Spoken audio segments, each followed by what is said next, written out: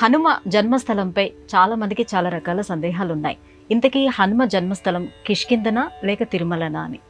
అంటే కిష్కింధను ఏం తక్కువ చేయకూడదండి. జన్మస్థలం అనేటువంటిది ఒకటి ఉంటుంది, కర్మస్థలం అంటే ఉద్యోగ క్షేత్రం అనేటువంటిది ఒకటి ఉంటుంది.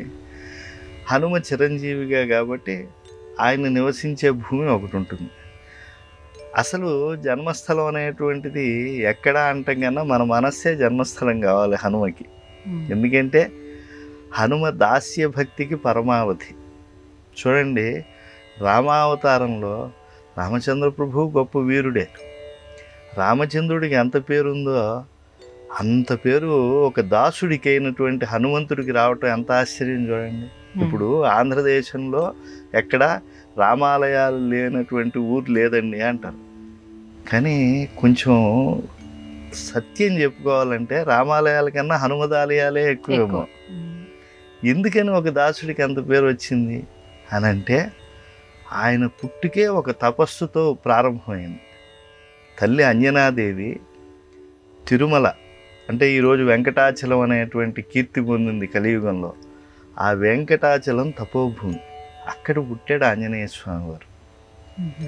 తిరుమలని కృతే వృషాద్రిం వక్ష్యంతి, వృషపర్వతము అంటారు. ధర్మదేవ తపస్సు చేసి త్రేతాయాం అంజనాచలం, ఈ అంజన పర్వతం పైనే గొప్పగా తపస్సు చేసి అంజనాదేవి వాయువు అనుగ్రహం చేత సంతానాన్ని కలిగింది. కాబట్టి హనుమ జన్మక్షేత్రం ఏది అద్భుతమైనటువంటి తిరుమల క్షేత్రం.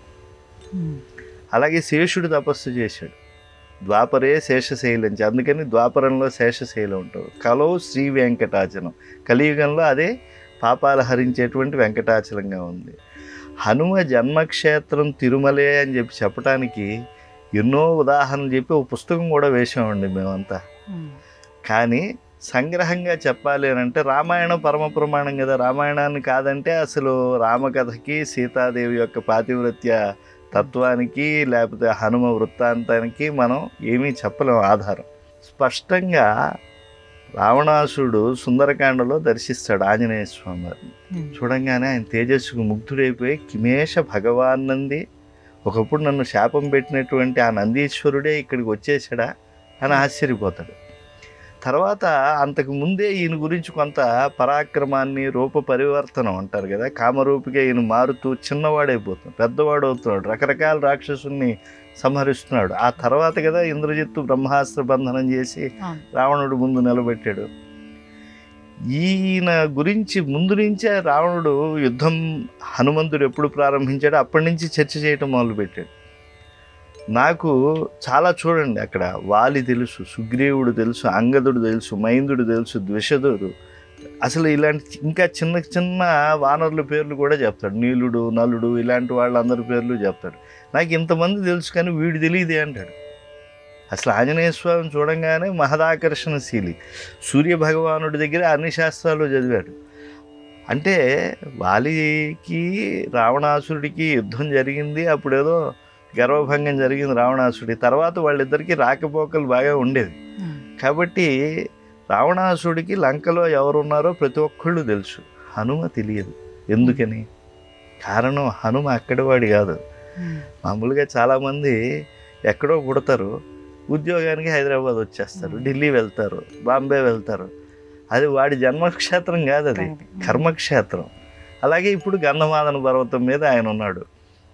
అంతేకాకుండా మీకు మరో ఆశ్చర్యకరమైనటువంటి విషయం చెప్తాను.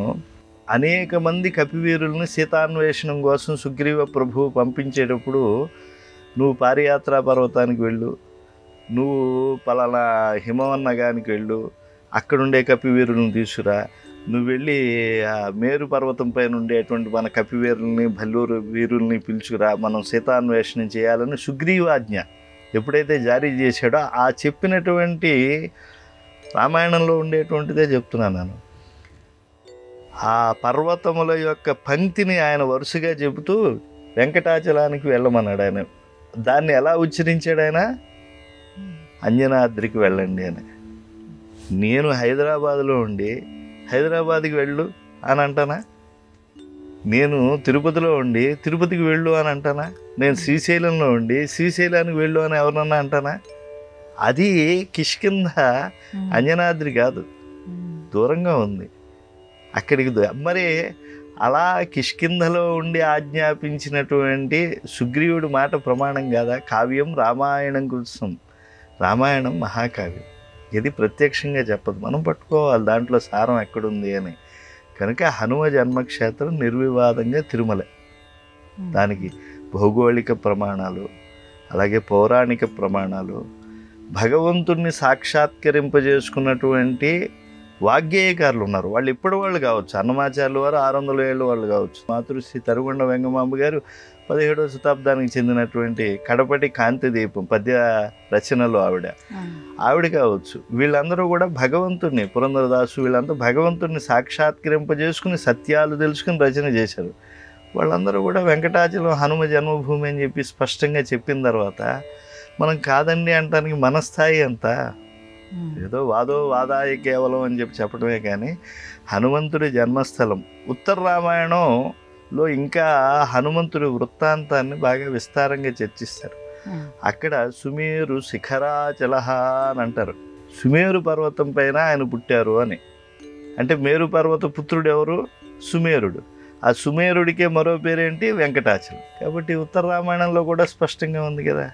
ఇన్ని ఆధారాలు ఉన్నాక కాదని చెప్పి ఎక్కడో కొన్ని స్థల పురాణాలు తీసుకొచ్చి వాటిని చెప్పడం అనేటువంటిది ఔచిత్యం కాదు. కనుక హనుమ జన్మభూమి తిరుమల క్షేత్రమే.